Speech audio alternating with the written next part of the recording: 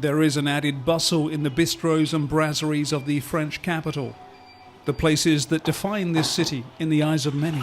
This is Paris. Welcome back. Over the last 2 weeks, establishments that were shuttered for 6 months eased back into their old routines, serving customers outside. Now people are being allowed to eat and drink inside, and life appears to be finally getting back to normal. Basically what the pandemic did, and during the shutdown, it stripped Paris of everything that makes it Paris. We had no museums, we had no terraces, we had no restaurants.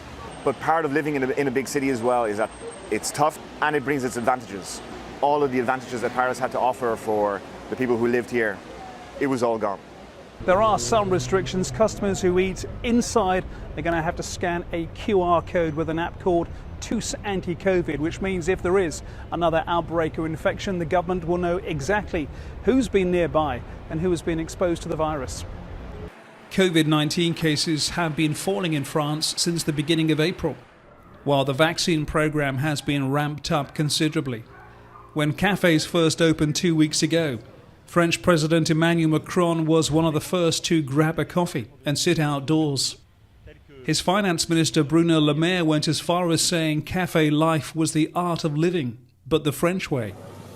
There is concern, however, that not all restaurants and brasseries will survive, that those who have mounting debts may reappear, but won't have a long-term future.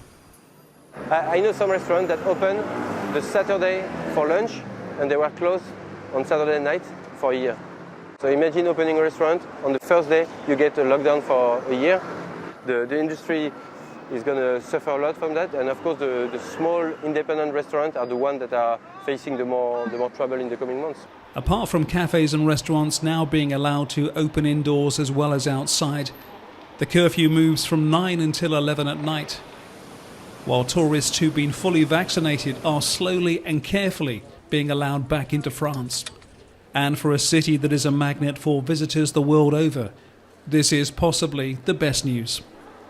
Francis Collings, TRT World, Paris.